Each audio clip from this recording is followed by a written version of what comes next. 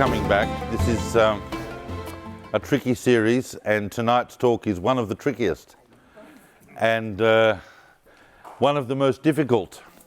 I got a couple of feedbacks from last week, so I'm going to dispense with them in the first minute. One was, you didn't mention any women. And I'm here to tell you, as Hashem is my witness, although I'm not saying I'm the only one, but I can certainly say this, that I haven't met anyone that tries harder to scour the corridors of Jewish history to find women to talk about. Unfortunately, the period that we covered, the historical sources don't present us with a lot of women. I'll mention maybe a couple, and we could have, and tonight, even my tangential mentioning of them is important. You have to realize that throughout this entire period of history, there were women. And they were making some significant contributions. But it's the men who write history, and the people who've written history for us pick certain points of emphasis and don't always mention who the real boss is. That's number one. The other feedback I got was that they would like, these talks are very packed with information, and could it take it a bit slower? Like, could we do a longer course on a more concentrated period of time? No. I can't tell you. I normally do a couple of 100 years in 4 talks. I'm doing this in 3 talks because it's difficult for me to stay in that period and get all involved with the things that are going on. They are very, very dark chapters of Jewish history, and we're going to look at some more tonight. And so I just wanted to dispense with that. It's not that that critique doesn't have a valid point. You can always go further, but the pitch the most challenging thing about these talks is where to pitch it so that we don't fall into too much detail, and you can do that on your own, but we don't go too light, and we don't, spend the whole time on just a couple of points. We want to get a breadth and look at it with a certain type of focus. And as I said to the person who related that critique to me, my job is not to teach Jewish history here. Might be elsewhere, but it's not here. My job here, as I see it, is simply to make people aware and perhaps inspired to go on that journey in Jewish history, and just to point out some of the tools that you might want to have in terms of a framework of any particular epoch. This is what you would need to be looking at as a background to whatever particular investigation you want to go. Everybody follow that? We're going to look predominantly at the period 1350 to 1420, which is absolutely pivotal to understanding the transitional moments in Jewish history as we emerge from the Middle Ages. But I do want to say I said no more prefatory remarks, but I will make an introductory remark about a whole background.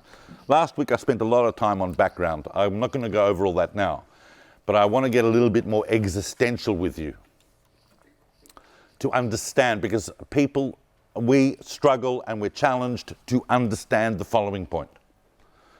And if I say this at the very beginning, it means it's important and it underlies everything we're going to talk about, because some of you go, oh, how did that happen? And it's this.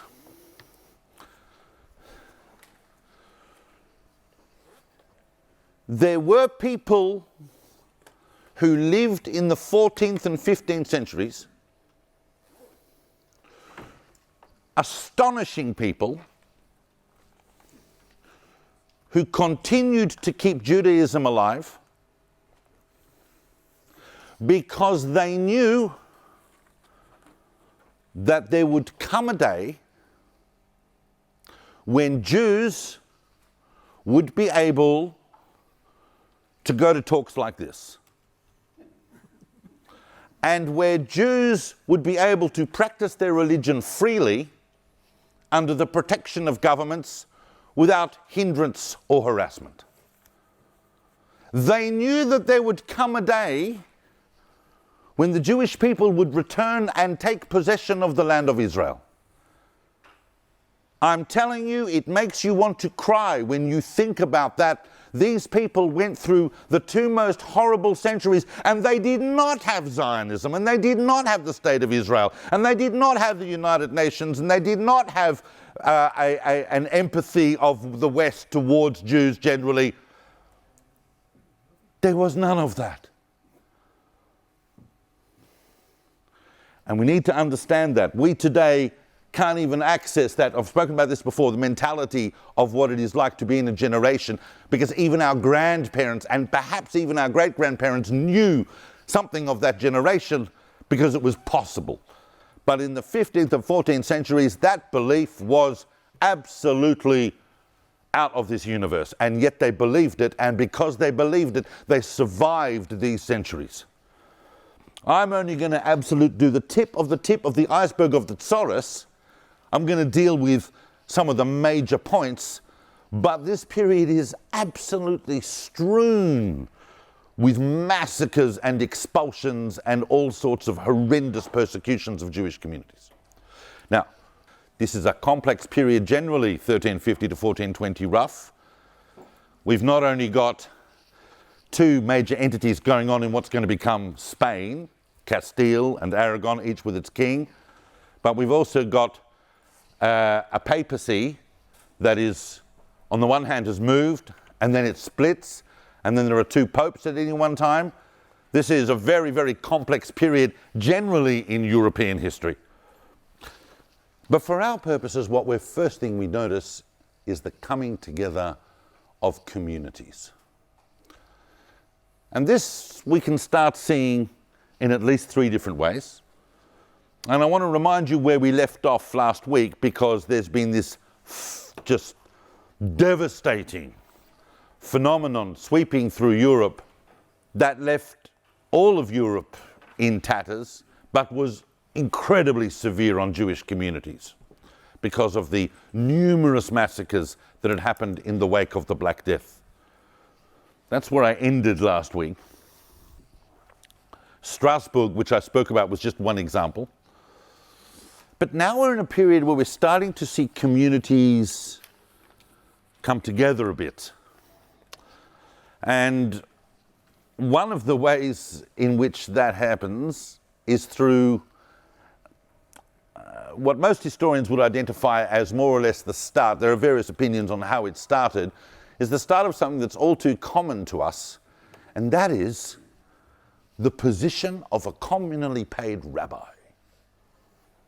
We didn't really have that before, that someone could wake up one morning and say, oh, what's my career? I'm going to be a rabbi. That wasn't something, even last week when I talked about the greatest rabbi in Europe, the Rashba, was a banker in his spare time. So rabbis had to mach Geschäft like everybody else. But in the wake of the Black Death, this changed. We didn't have enough people really to lead communities in that way. And people were popping up all over the place claiming to be spiritual leaders who in fact were not trained at all. And so we start to see the rise of this idea of a type of ordainment, a qualification you can get from a known rabbi that would then allow you to be paid a salary, a livable salary, by a community, so you could be that community's spiritual leader. And in many cases that would also mean educator, and in many cases that would mean just general schlep about. Yeah, so nothing's really changed about the position of rabbi, but it takes its rise in a more formal sense from them. The other thing we start to see, and we're seeing a little bit more in Eastern Europe, but certainly right throughout the Jewish world, is a rise in the role of women in prayer services. Meaning the position of Fürsorgerin, which was a woman who would lead the women in prayer. They would have their own parallel service, effectively, to whatever was going on in the main shul, and sometimes that would be translated for the women, and sometimes it would just be a separate service for women that was conducted by women. And this was going on at the same time that the men's service was happening in the main part of the synagogue.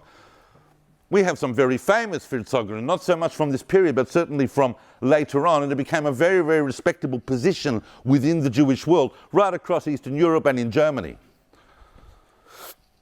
For some reason, over the course of the following centuries, that position became watered down, kind of lost, certainly to the Orthodox world. But women were not just supposed to be stuck in some alcove or galley and then left to their own devices and eventually written out of the synagogue picture as irrelevant, which is what has happened in much of the Jewish world. In the Middle Ages, we see women becoming more involved. And the other way in which communities were starting to become important was because communities themselves were starting to come together and to coalesce into wider entities. And we can see this in two very, very interesting, and I'm not going to go into in depth, but I just want to show you at both sides of this period. In 1354, the communal leaders of Aragon came together to form a Jewish Council of Aragon for the purpose of submitting a series of petitions to the Pope, who was Innocent VI at the time, requesting some reprieve from some of the harassments of the Inquisition, amongst other things. Because, of course, in the wake of the Black Death, there was a growing interest on the part of the church in people's business. And we see it also at the end of the period, in 1418, in entirely different circumstances, where another group of rabbis of different communities gather in Italy to submit a series of petitions to the Pope at that time, which is Martin V. And we will look right at the end of this talk, hopefully, at just how different those conditions were and what those petitions would have been. But really, if we open up in 1350 and we look around, because I need to move on with it, the most powerful figure in the Jewish world, not rabbinically, but in terms of his potency as a communal figure,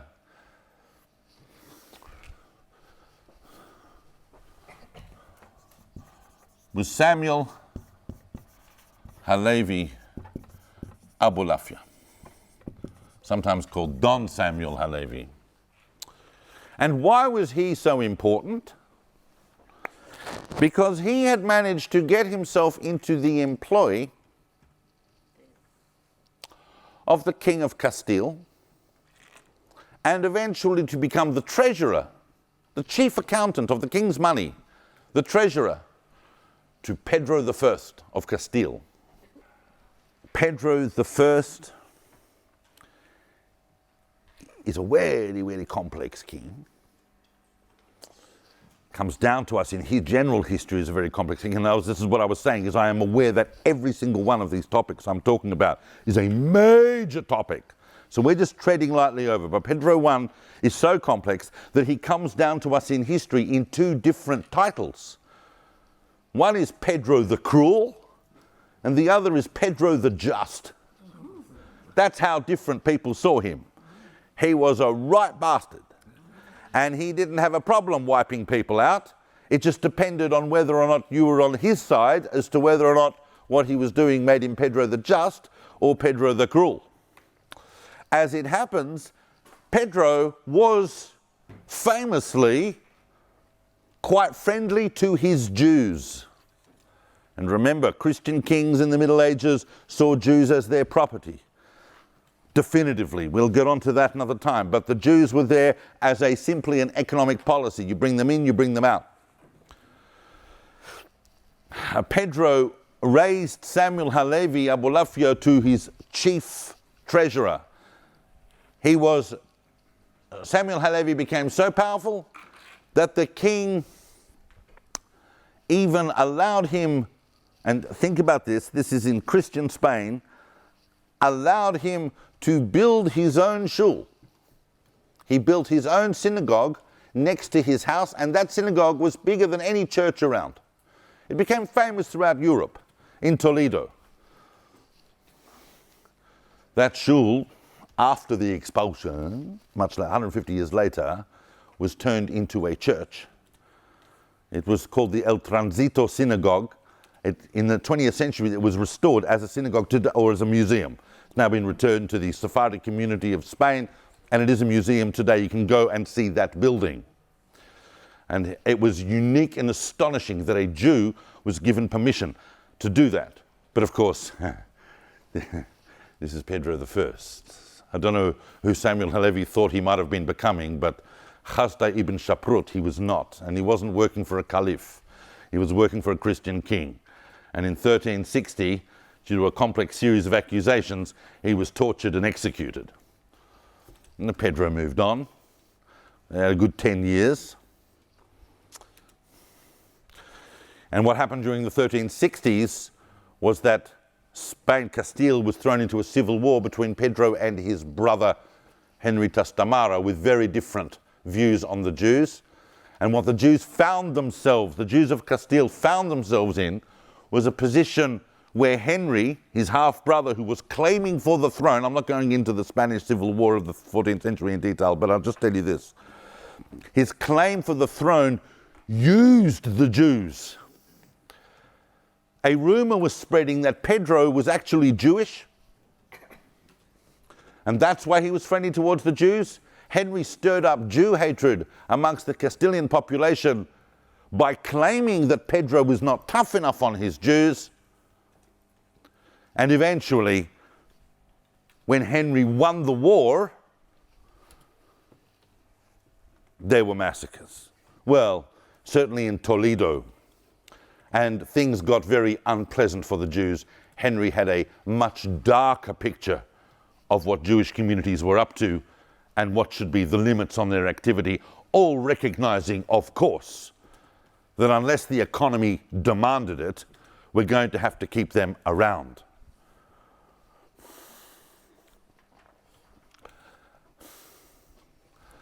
I've got to tell you, I mean, someone asked me at the end of last week's talk, you know, where do the Jews get all this money? Like they bring Jews in and suddenly there's money? I mean, and the answer to that, and I mean, even if they make their money through lending money, but you've got to have money to lend it. Where's the money coming? Why is it that suddenly you can bring Jews in and within a generation your economy is restored? How does that work? No one's got any money. And suddenly you bring in these poor Nachschleppers and, you know, Chaim Shmuel and Yankee Moshe, and suddenly, boom. How is that?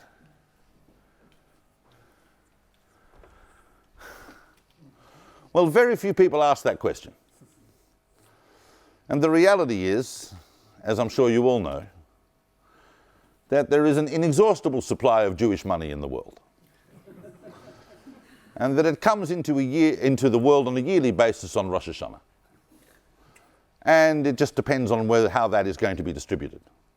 But, you know, you invite one Jew into a town, he sees something, you know what, I got a brother-in-law who's got a cousin, who's got a sister, who's got a husband in Jenemsveld, and maybe he might know a gvir that has a little bit of money that he might think, oh, that's a good investment, so if he gives it to him and he puts it there, then I know we'll get a return on our money, and that's fairly convincing. I don't know how Jews do it. Networks. We think outside the box. It doesn't hurt us financially that we have international connections. That's massively important in the acquisition of capital. We're generally much more bi or trilingual than the wider population. And we're desperate. So the way that Jews are able to get money is a mystery to many people, but it happens. And so the Jews are tolerated in the Middle Ages so long as economic policy demands it. But sometimes it gets outweighed by other considerations. If you've got a rebellion on your hands because people owe too much money and your country's bankrupt, then getting rid of your Jews and releasing people from debt is one very good way of getting the populace back on your side. Not only that, but it has the added benefit that you can take the Jews' money that they leave behind. Well, leave behind, meaning they have to leave behind. But there are some bright spots. Before we get into the full problem of tonight's talk, there are some bright spots, and I have to be very, very careful of the time. And so let me talk. Remember what this series is called? You remember what it's called? Hope in Darkness. So we've always got to have some hope. I don't leave the hope at the end, because that's too formulaic. Well, let's put the hope in the middle.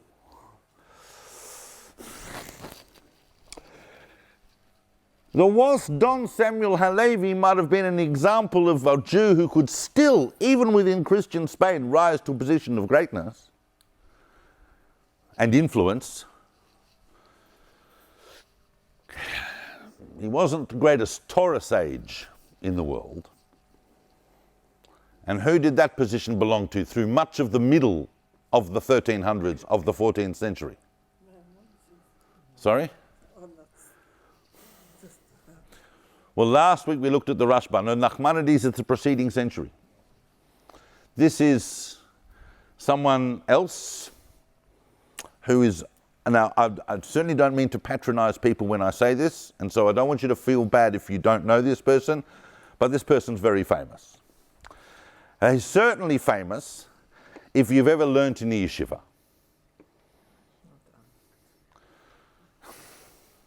When you go and you get tested by a Rosh Yeshiva to find out whether or not you can go into the yeshiva, they might give you a page of Talmud to study to see where you're up to.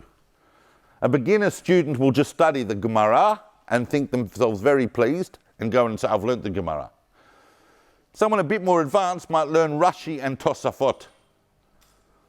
Someone even a bit more advanced would learn the Maharsha. So you've learnt the Gemara, Rashi, the Tosfot, and the Maharsha at the back. And you go into the test, and the first question they'll ask you is, have you learnt it? Yes. What does the Ran say?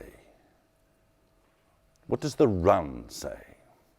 The Ran is Rabbeinu Nissim of Gerondi, who wrote a huge commentary on the Rif, Rav Yitzchak Al-Faizer. Now I know. Some of you are sitting there going, relevance to me, importance, interest, names. I'm sure they were really, really big sages, nice guys and good to their mums, but relevance to here. Because in the Ran's commentary on the Rif, we start to see a movement towards the codes of the Middle Ages starting to look like they might actually be processing into an applied halachic system. The fact that we can wander around and go, oh, it says in Shulchan Aruch, that's a much more recent phenomenon than what I'm talking about. We saw the progress of this through the Gaonic and the early Rishonic periods. The progression from the Talmud towards codes, the three big ones being the Rambam, the Rif, the Rosh. I spoke about this last week. They're all exiles. And now the Ran is a new move forward. So we're starting to see the rise of a kind of a communal focus to halacha. This is a very, very important development in rabbinics. At the same time that this idea of the ordained rabbi is starting to come online. The other bright spot I want to talk about before we launch into the essence is this. And I got to tell you, I want you all to go home tonight and image Google this.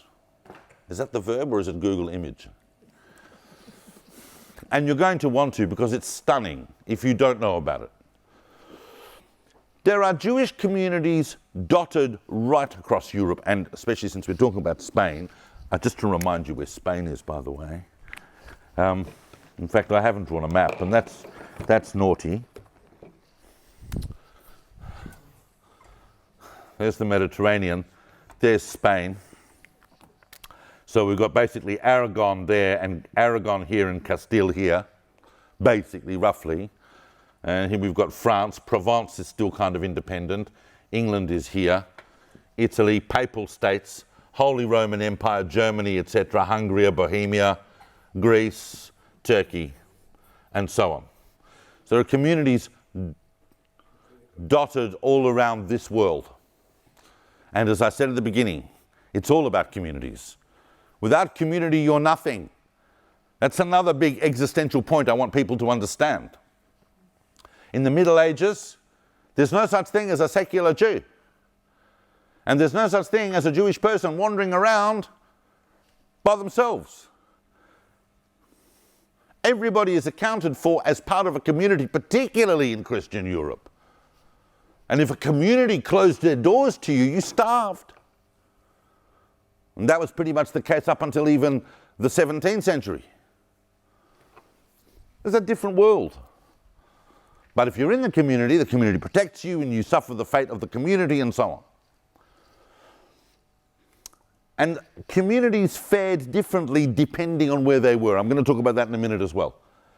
And one very, very fascinating Jewish community lived in Mallorca, the community of Palma.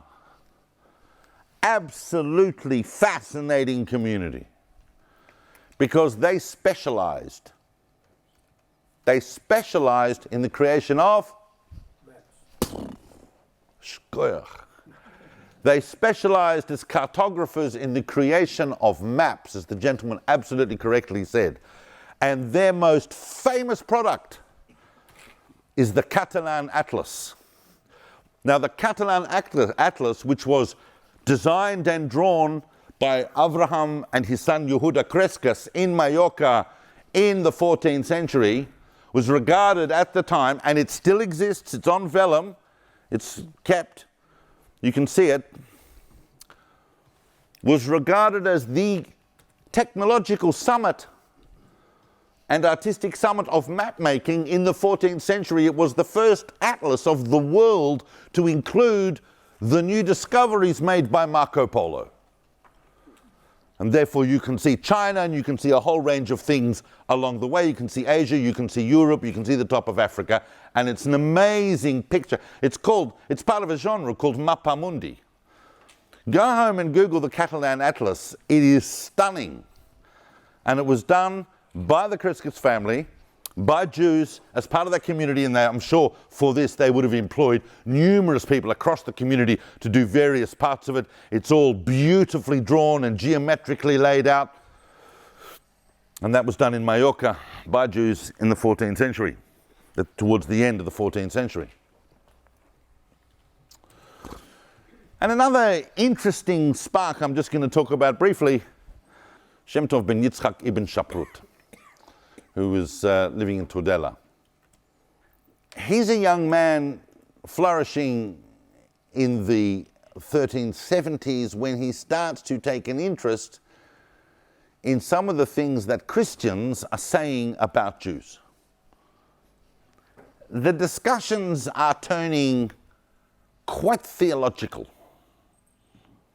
The whole pendulum of anti-Semitism swings between seeing the Jews as an economic problem and seeing the Jews as a theological problem. But Shem Tov ben Yitzchak finds himself in the interesting situation of being in a disputation, a debate that happens in 1375 against a bishop called Pedro de Luna.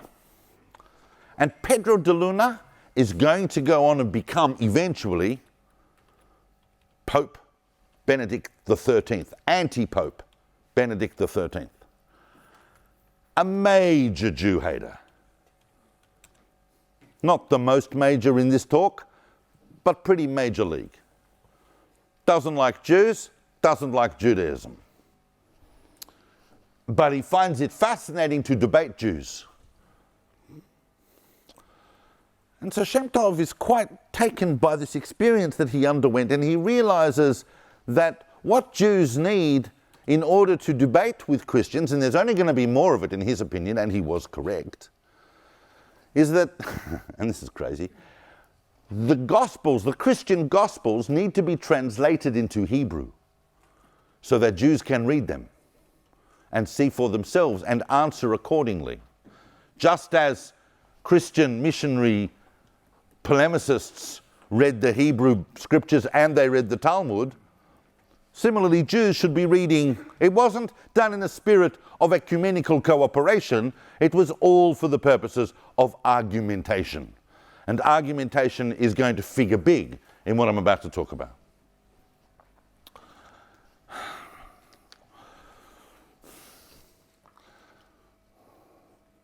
But like I said,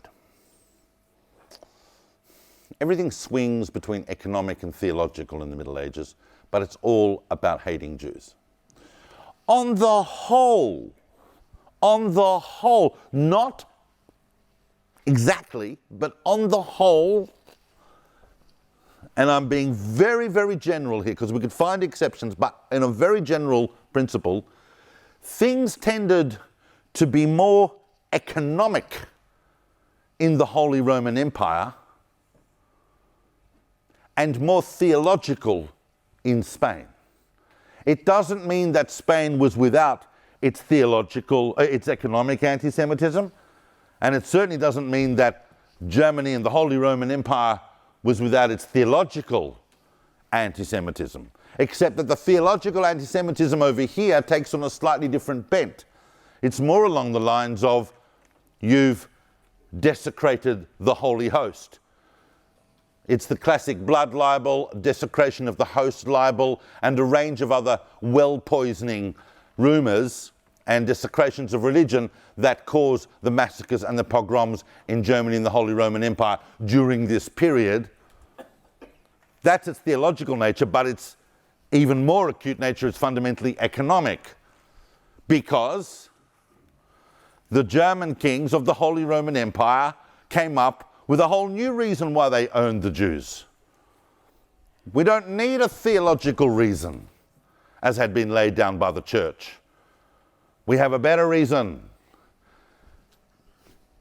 And in the famous Golden Bull that emerged in 1354 in the Holy Roman Empire and laid down the charters of kings and what belonged to them, came this idea.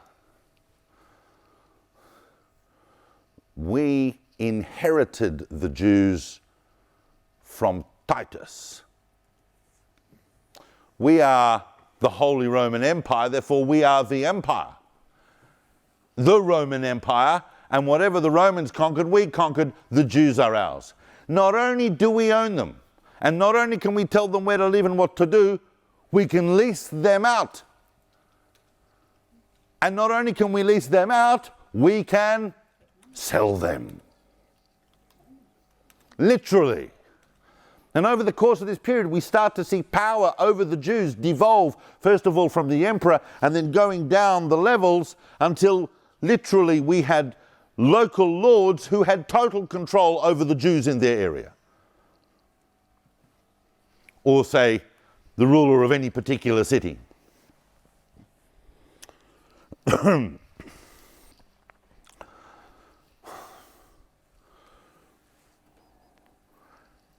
But on the whole in Germany it was more economic.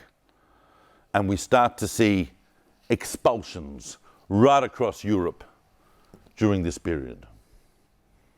Just communities literally expelled on a day's notice or a week's notice. Leave your belongings behind, you're out of here, because you really are owned by the king. He can get rid of you if he wants, and economic policy demands it. Plus, we need to release a pressure valve. We've got a whole class of people that are rebelling against us because they owe you money, because we actually wanted you to lend them money, because we needed you to lend them money, because we needed the money, and then we could tax you and we could tax them. But at the end of the day, the pressure's too great. For political reasons, you're out.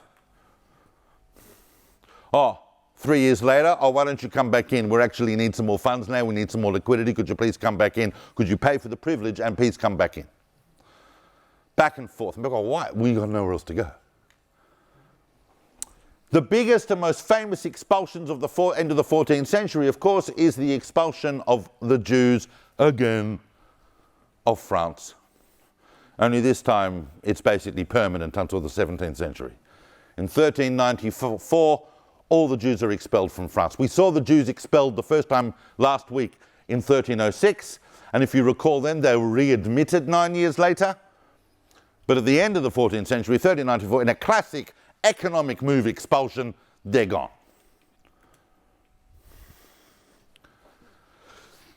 So things were dark, very dark over here in Germany during this period. Life is very tenuous. Massacres can happen at any point, and there are always economic and political upheavals. And at the end of the day, the Black Death went through here, and now the Black Death is gone. But just because the Black Death is gone doesn't mean the Jews didn't cause it. Could be it's just a warning. And what's going to happen to us if we don't get rid of our Jews now? This kind of pressure is also building up in general terms as well. But in Spain,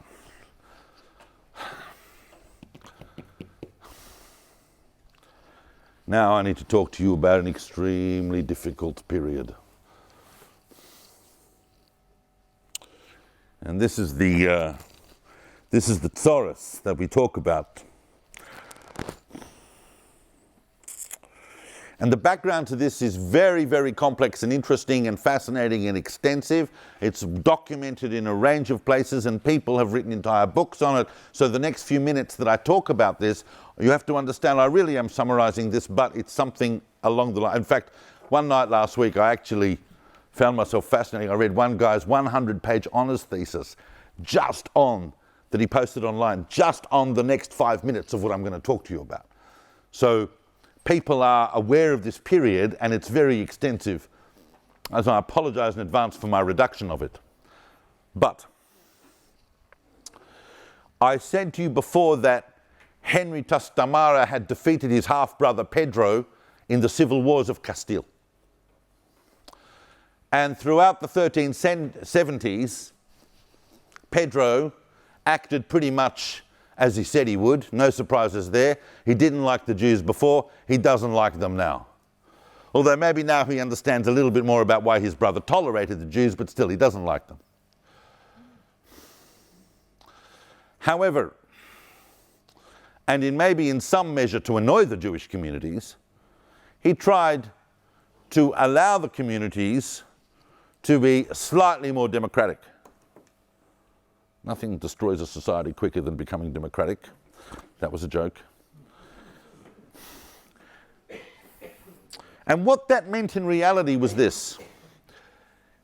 One of the issues to do with the Jewish community, not just in Seville and in Castile generally, but elsewhere, is that a lot of these power positions within the community, couldn't happen today of course, but a lot of these power positions in the Jewish community were kept within families. And they were very powerful positions, and they had financial responsibilities as well as justice responsibilities. The leaders were expected to control their communities, but at the same time to extract the taxes from it, and any misbehavior on the part of the community would be brought to the leaders, and so on. So it was a very there was a small level of ennoblement within the Jewish communities about these types of positions, and they were government positions. The court was aware of who the leaders were, and they were official in those positions. And one of the families, famous Spanish families that were holding this position in Seville, was the Abrabanel family. That's going to go on to have even more distinguished members. But Samuel Abrabanel was basically the leader of the Jews and responsible for taxes, and responsible not only for the Jewish community's taxes, but for the collection of taxes for the king from Christians. This is a job Jews were given. This is a job Jews, can you imagine? Your job is to go out amongst people that hate you and collect their taxes. Nevertheless, there were people that were capable of doing that, and Samuel Abrabanel was in that position, but the lower orders of the community were clamoring for more representation in these positions. And eventually, they got the king to allow them to elevate another member of the community called Joseph Pichon, or Pichon. It's hard to know for me, I've tried, but I don't exactly know how that was pronounced in medieval Castilian. But anyone know how that would be pronounced in Spanish today? P-I-C-H-O-N. Is it Pichon? Is it Pichon? Huh? I think it's Pichon. We'll go with Pichon because it's got a Hebrew thing to it as well, so it's nice. Joseph Pichon. So they're sharing this position, and Pichon is getting a reputation amongst Christians of being an honest and fair person. Christians like him. I don't know whether he had thought about converting to Christianity, and that's why the other community leaders didn't like him. They were jealous of the inroads that were being made at the position, but what I'm about to tell you is one of the ugliest episodes in Jewish history.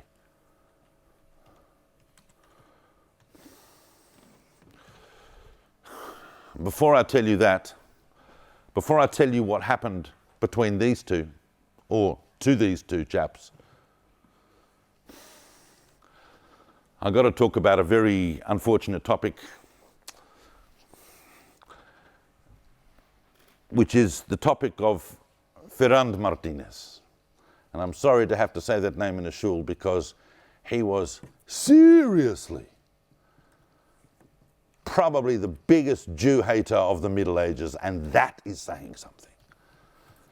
You can scour the lists and you'll find a lot of Jew haters, but no bigger anti-Semites than him. Massive anti-Semite. Ferrand, F-E-R-R-A-N-D, Martinez. Martinez is running around Spain in the 1380s agitating against Jews and agitating violence, inciting to violence. The royal authorities and the church have to hold him back from the effect he's having on people. He was threatened with all sorts of punishments in 1382, in 1383, he was told to stop, 1385, and he ignored every single demand made of him. I don't have to listen to the king. I answer only to God. I don't have to listen to the Pope. I answer only to God. Look at what they're telling me. You know the Jews are the problem. You know the Jews are the problem. And yet, look, the king and the Pope, they won't let us do what needs to be done. And he is running around Spain doing that. So just hold that thought. I don't want to talk too much about him. You can read about Ferrand Martinez, although what you might also find is that a petition was made to the papacy to recognize aspects of Ferrand Martinez's work as late as 2018. Unbelievable. Around the time of Henry's death and at the coronation of his son, John I, several communal leaders decided on a plot. And they went to John on the day of his coronation in 1380.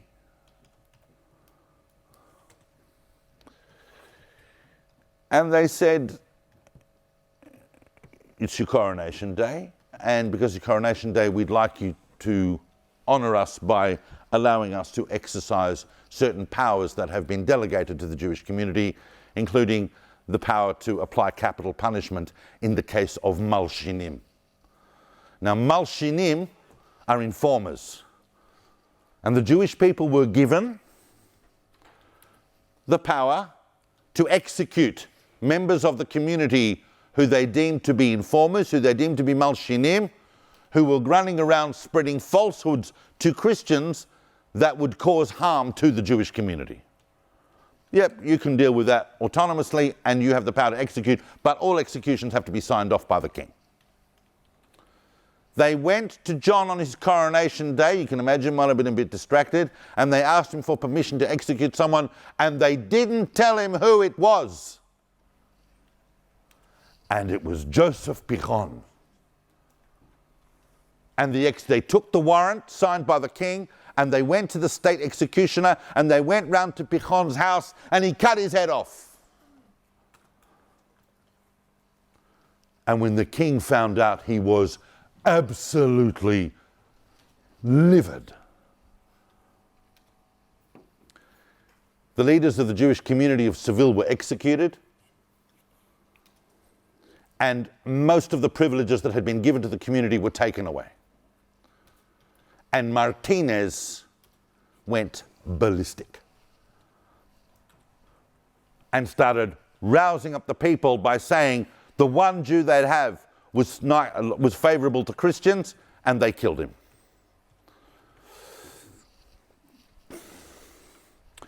And the Jew baiting continued, and it continued. John died and then was replaced by his infant son. And then in 1391, in Seville, where this whole sordid episode had happened, even the king and the bishops could not hold it back. The king sent his own brother.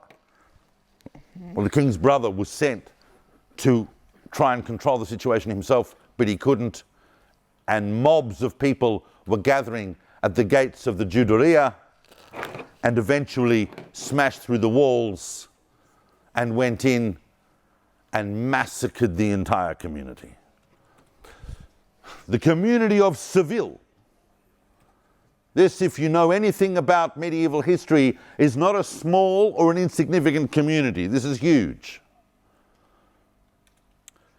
And I've got to tell you that it was a real Spanish-style pogrom. It wasn't German-style. German-style, they come, they take all the Jews out of the town. Germans don't want that mess around here. They take the Jews out of the town into the forest, and they kill them right there, or they build a building and they burn them in it, whatever they do, but it's all done. You don't have to see it. In Spain, they massacred people in their homes and in their synagogues. And those who managed to escape into refuge, they found them. And then they'd escape, the community escapes to the citadel, and the mob followed. They broke into the citadel, they broke past royal guards, they broke past bishops, they got to the community, and they slaughtered them right there. On the 6th of June, 1391, and then it didn't end there. Over the next month, these massacres spread right through Spain. 70 communities. It was a very, very, very dark time. It is the beginning of the end for Spanish Jewry. Barcelona was a particularly brutal and savage massacre. The community of Barcelona, I don't have to tell you that Barcelona had been the jewel in the crown of Spanish Jewry for hundreds of years. And then they even went into Aragon, Valencia. They wiped out the community of Palma. All of these names I'm mentioning are glittering communities with extensive histories. Boom. Now, what people who are aware that not everyone was killed. These were not organized massacres, so there were people who escaped them. But what a lot of people don't realize, and it's crucial for what I'm going to talk about after this, is that it wasn't just the massacres. We don't really know numbers. Some historians have tried to add up the numbers, come to around 50,000, which is just massive. But we don't know the exact numbers. But what we do know is that it's not just the massacres. Of the 250,000, somewhere between 200,000 and 300,000 Jews in Spain at the time. And you can imagine there were lots and lots of communities, because a big community would be 5,000 or 6,000. But a lot of these communities were devastated not just by the massacres, but because at least half of Spanish Jewry in 1391, at the time of these massacres, under immense pressure, converted to Christianity in those massacres. And we can sit and we can go, oh, well, why did they do that? Why did they do that?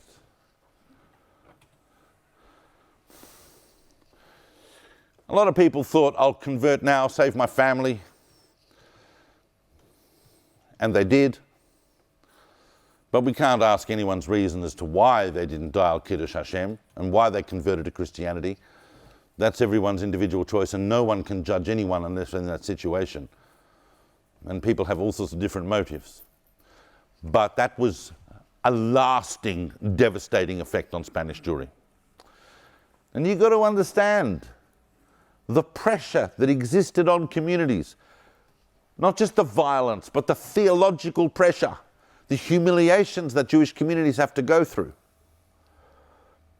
And you have to say to yourself, you know, if someone comes to you and they said, look, you've been in exile for over 1,300 years, what are you talking about? You've got no Messiah, you've got no hope, look at yourself. And God's charging us with the job of humiliating you so that you come to your senses and believe in Christ. Well, if you don't have the world that we have today, or the world maybe that Jewish people have had for the last 100 years, that's excruciatingly difficult. Now, one individual, there are many different responses to the massacres of 1391. I've only got a chance to look at 2 or 3, but the first one is probably the most uplifting and the most enduring, so I'm going to start with him. And that's an individual that lived through these massacres, and his only son was butchered in the massacre at Barcelona. And that had a profound impact on him. And he said it was one of the greatest sages of Europe at the time. He was a student of the Run. And his name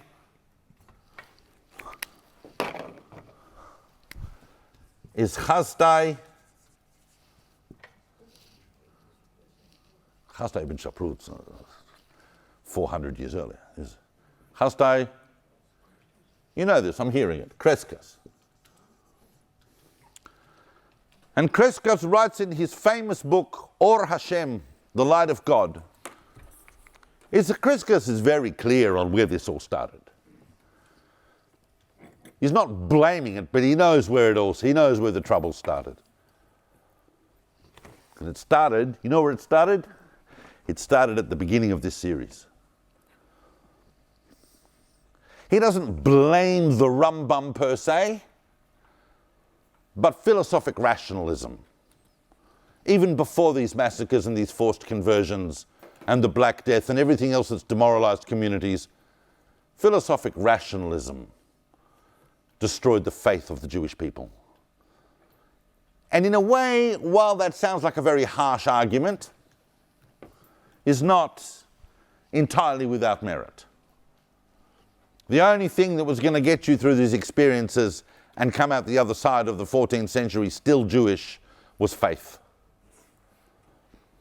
And in his book, Or Hashem, and in his other works, he was massively attacking the Rambam, hugely attacked the Ralbag, who we spoke about last week, one of the great scientific minds of Europe, a huge rabbinic rationalist. And he wanted, and he tried, and in some ways he succeeded in transforming the whole discourse of Jewish philosophy from the pursuit of knowledge as the primary goal of the human being, as it was for the Rambam. The Rambam even tells you that your personal level of hashgacha pratit, of divine providence, depends on your level of intellectual attainment. To turn the entire thing from the pursuit of knowledge to the pursuit of love.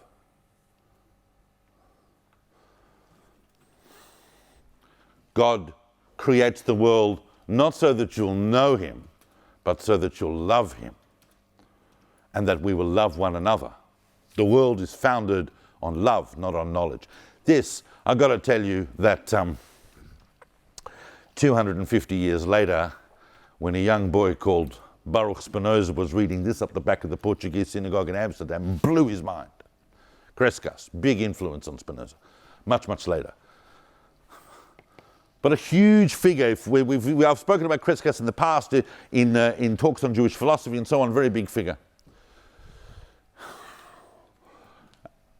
Another very interesting individual that has a very different response to Barcelona, very interesting, a very, very different response, is Solomon Halevi, who was the rabbi of Burgos. What do we remember about Burgos? No. If I can remember, so can you. Avner of Burgos, famous Meshumad. Remember, famous convert to Christianity. So he's the chief rabbi of that town. I don't know what it is about Burgos, don't know what it is about the water there, but something. But Solomon Halevi, the rabbi of Burgos, converts to Christianity. Not the only rabbi in Spain to do that, but the first time kind of the rabbi of a whole community and a respected rabbi across Europe converts and becomes Paul of Burgos.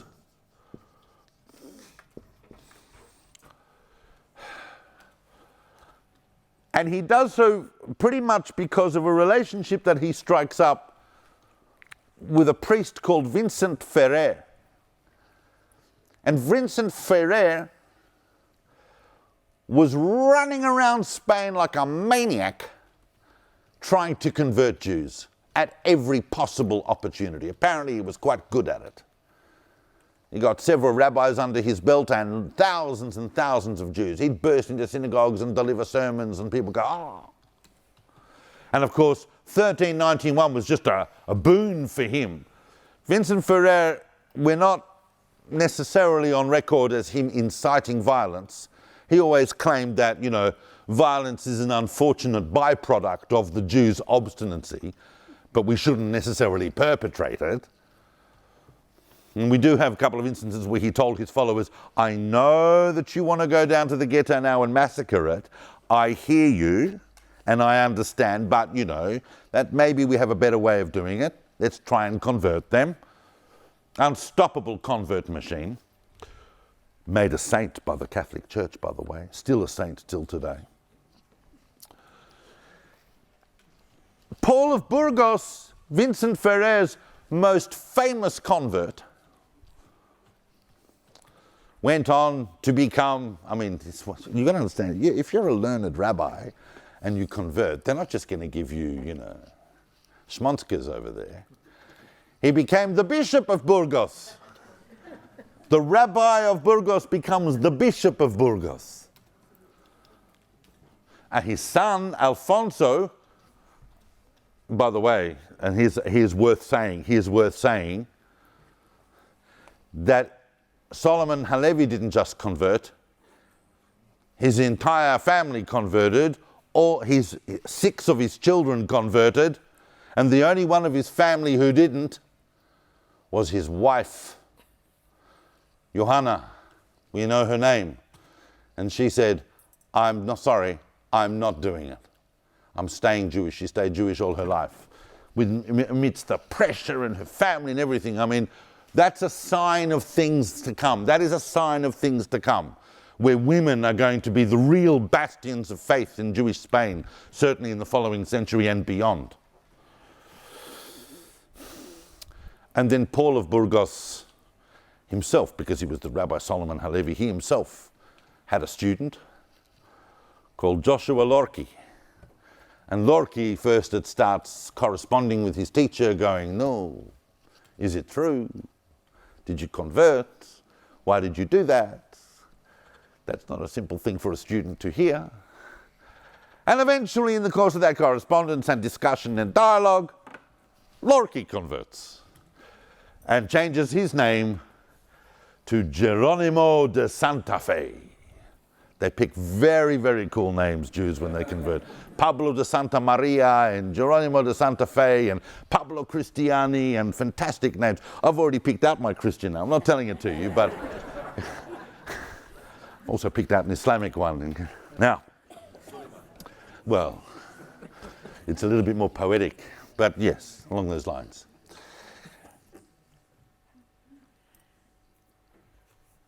What we start to therefore see is the rise, really from this period, the 1390s and early 1400s, is really the rise in Spain and in the Jewish world of what's going to become the crypto-Jew.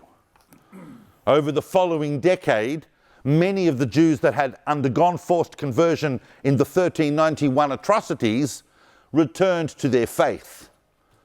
And we see that a lot. Some didn't, and some did.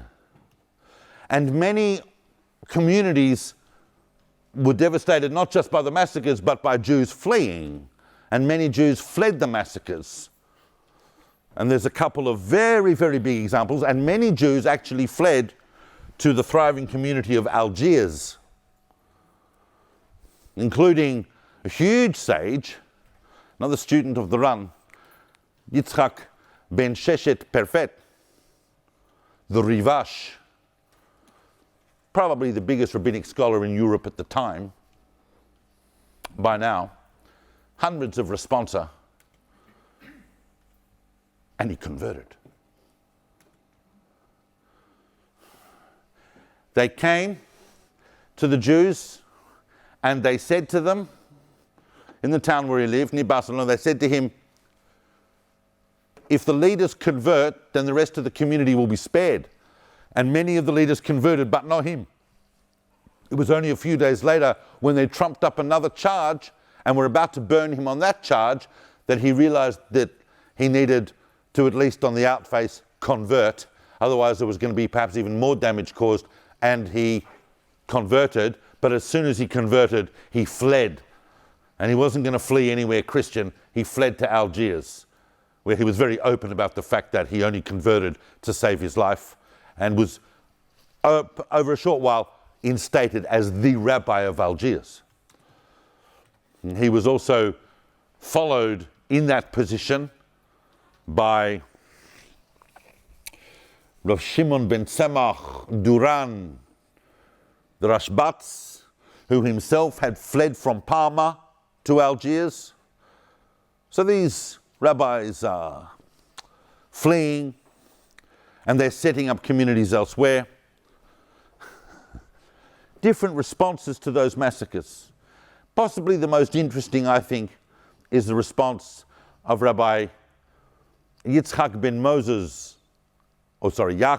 Halevi, Yitzchak ben Moses Halevi, who converted, and then over the following years, together with a friend of his, a very interesting name called David Bongiorno, decided that they would travel and journey to Palestine, to the land of Israel, to relocate and reclaim their Judaism. You can't do that once you've converted, the Christian church will not let you. They'll hound you forever. So you've got to get out of the Christian world. You've got to go to the Ottoman Empire. You've got to go to North Africa or here or the Levant, somewhere where you can exist freely and put that awful, awful experience behind you. And so they traveled to the land of Israel, but they only got as far as Avignon, where they encountered Paul of Burgos. And Paul of Burgos convinces them that they should, attempts to convince them that they should return to Christianity and not return to Judaism. And it had no effect. It had no effect on Isaac ben Moses, but David Bongiorno went back to Christianity. It's an interesting story. Some historians are talking about that episode in a kind of interesting vignette of the different responsa to the massacres of 1391. But that's what this period is about. It's a shock, and it's an unbelievable weight. It's not just the massacres. We've seen massacres before. We don't like them, but they know what they look like. But this is something else. Half of the world's premier Jewish community converting to Christianity is crushing, and a huge victory for the church.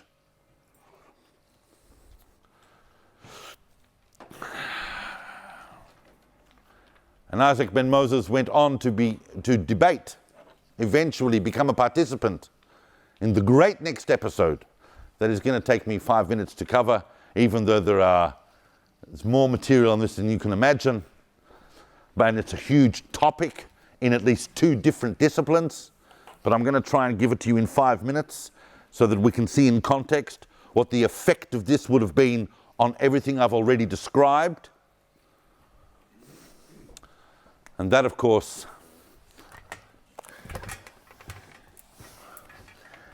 is between 1412 and 1414 is the famous disputation at Tortossa.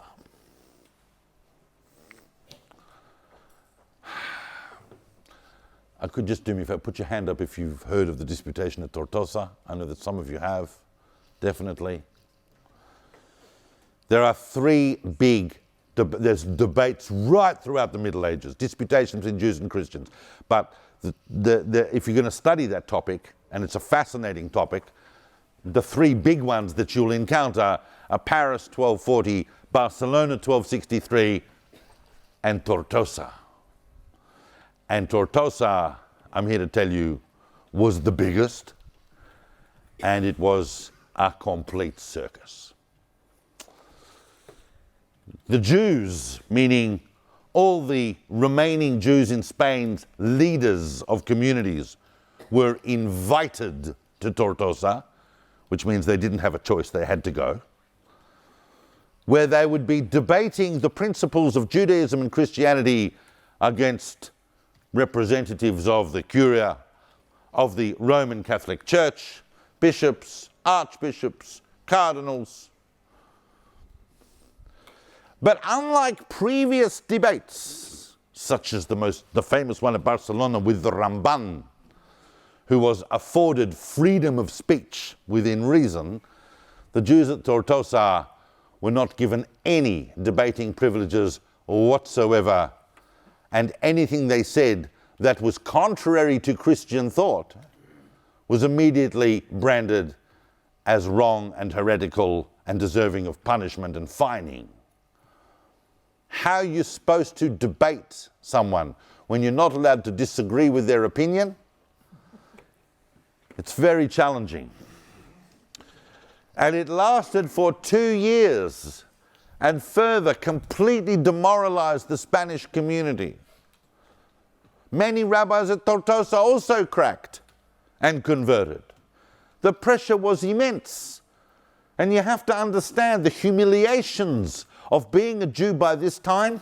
We're not yet even at the height of the humiliations, but they've already reached a point where that kind of existence versus the kind of life that Paul of Burgos had, the contrast was enormous. If you agreed to convert to Christianity, you were instantly a converso, and at that stage, not later on in the century, but at that stage, you had every right that every other Christian had, and you could do whatever you wanted. It was devastating, Tortossa, and yet even at Tortossa,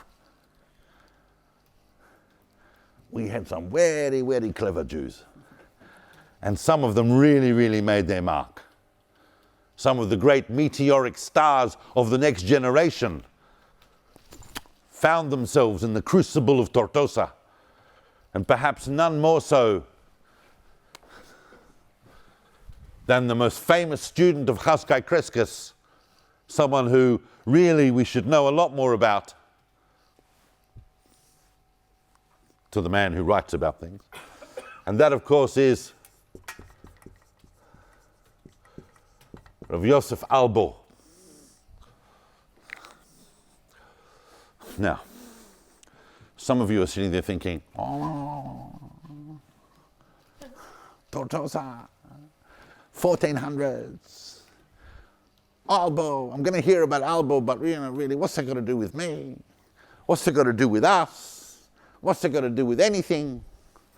Well, I'm here to tell you that some of the arguments that Albo had and what he was talking about are still highly, highly current in the Jewish world, and dare I say it, even here in this august town. And it goes like this.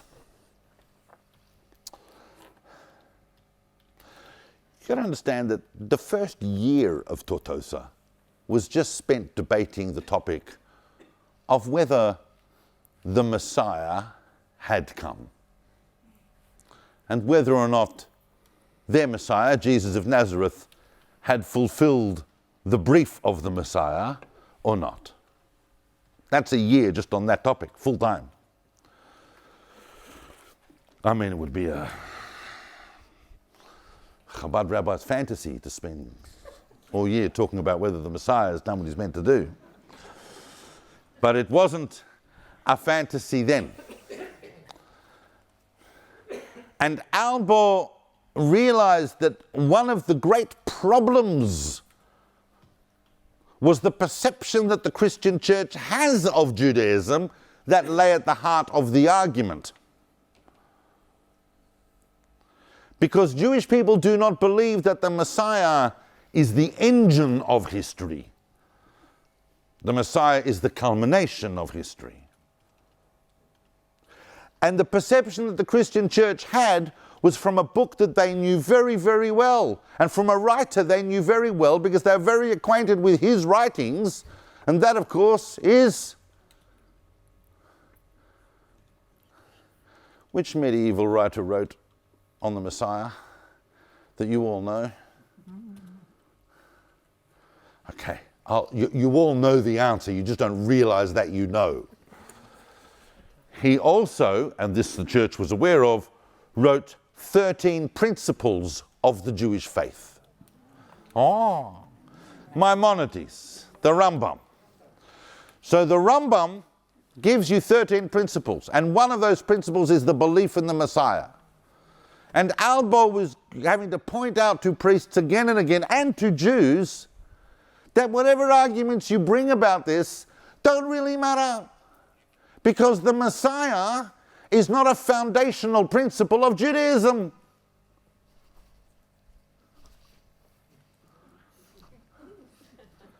And people are sitting there going, but it is, it's in the Rambam.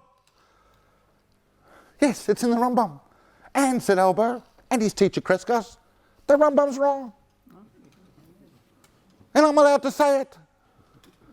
I can disagree with the Rambam. He's wrong. It's important, and anyone who doesn't believe in the Messiah could be called potentially a type of heretic against mainstream Jewish opinion, but there's a sage in the Talmud who doesn't believe in the Messiah. Says Rav Hillel. So why would a Jew in the Middle Ages saying, you know what, the Messiah is not actually that important for me, be a problem? Judaism, if it has principles, has three fundamental principles. Belief in one God, belief in Torah from Sinai, divine revelation at Sinai to the Jewish people in the Torah, and belief in reward and punishment. That is, all actions have all actions have consequences. There's schar v'onesh, and because there's schar v'onesh, because there's reward and punishment, therefore there is free will in the world, etc., etc. And all of the Rambam's 13 principles can be found as derivations of those three, but those are the three. So if you want to come and argue about those, we'll argue about that. Don't bring me the Messiah. If those three are the trunk, then the Messiah is some kind of obscure branch up there somewhere. This is a huge point in Jewish thinking and Jewish thought and Jewish philosophy that we need to remember. And those who think that, Yosef Alba, so who's Yosef Alba to come and tell me? He's the Talmid Muvhak of the Ran. We're talking about someone who is in the mainstream of rabbinics at this time. And he has to do it in order to effect the kinds of arguments that he's doing at Tortossa. And out of that, of course, comes Albo's famous work, Sefer HaIkarim, the Book of Fundamental Principles, which is one of the canonic texts of Jewish philosophy and very, very important and still relevant today. And debated also the concept of the souls, the concept of the temple. One book they didn't have was a very, very interesting book. Interesting because no one had it. By a rabbi called, and I'm moving now away from Spain, and the reason they didn't have it to help them at Tortossa, and the reason they didn't have it in Spain throughout this century, is because it was written in Germany, and only a few copies were made, and then copied up by hand and circulated. And it was written by a very, very interesting rabbi called Rabbi Yom Tov Lippmann Mulhauser, who at the end of the 1300s, around 1399, had found himself on the receiving end of a desecration libel on behalf of a Jewish convert, by the way, and sat down, and also survived other massacres in Germany. Just about everybody at some point either did or did not survive a massacre. And sat down and wrote a book that for hundreds of years was regarded as the ultimate, certainly had that reputation, the ultimate anti-missionary book. Christians couldn't answer it. It was an undefeated weapon. Problem is, no one had it. It's called Sefer HaNitzachon.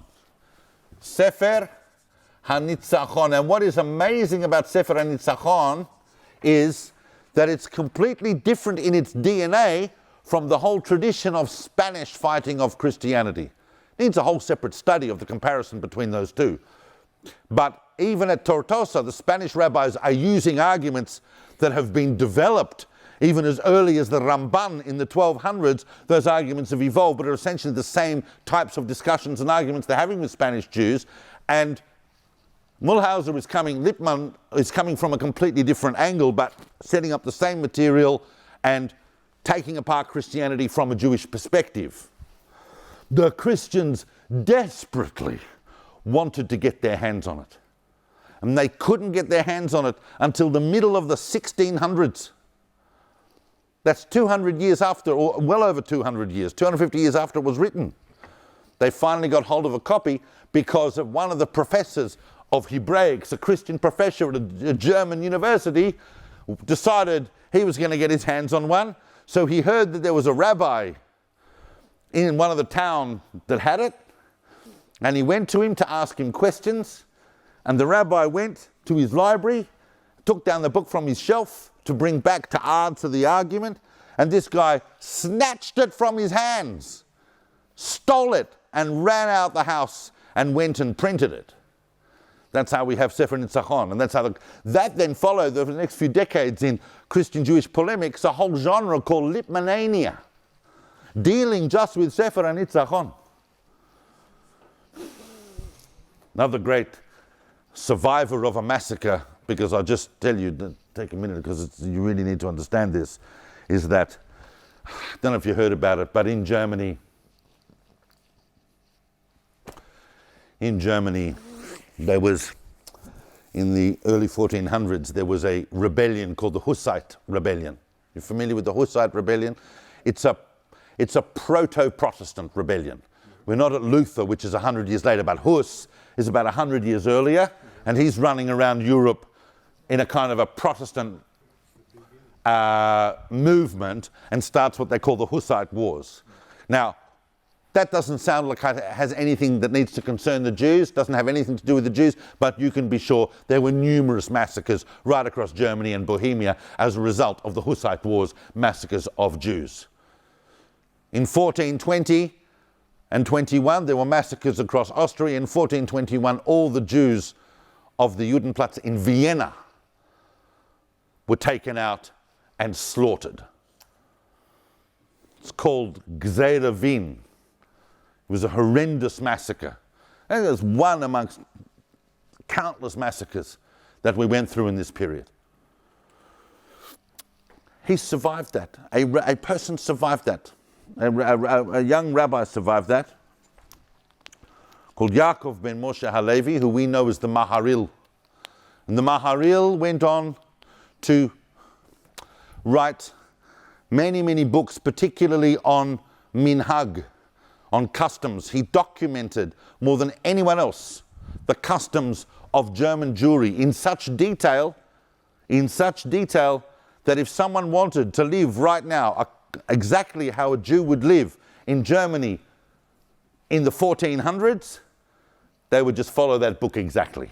Every single minhag of Ashkenazic Jewry in the 15th century is documents. Fantastic resource for those that are into the concept of minhag. And of course, his famous student, the Mahariv. Very, very interesting and interesting rabbi who, I mean, these rabbis who were amongst kind of the first generation of communal rabbis, this type of thing, set down some of the standards that unfortunately have become lost, such as, no rabbi has tenure forever. And rabbis should not have privileges beyond those of the average layperson, etc., etc. There were very tight strictures on rabbis that some rabbis, present company fully accepted, but some rabbis who just don't seem to have understood that those things were established already in the 1400s. And then, finally, I'll just end on this uncheery note, is that after the massacre at Barcelona, Jews were kind of invited back into Barcelona, and we kind of said, thanks, but no thanks. Some tried, there was some feeble attempts, but never really got going again. But Alfonso V, the King of Aragon at the time, was quite happy to make a hero of himself in 1424 by declaring that from here on, no Jew would live in Barcelona. It kind of brings a finality to an incredible community that had produced so much for the Jewish world. And I know that I'm finishing on that kind of dark point, but next week we will be looking, hopefully a few more women, and be looking at the next kind of phase that's going to take us up to some very, very difficult times, but I'm hoping that by next week the door is going to open and we're going to start letting the bit of the light in, and so that we end with more hope next week than darkness. But thank you for bearing with me on this warm evening and this very, very complex period, and I really appreciate you listening to that.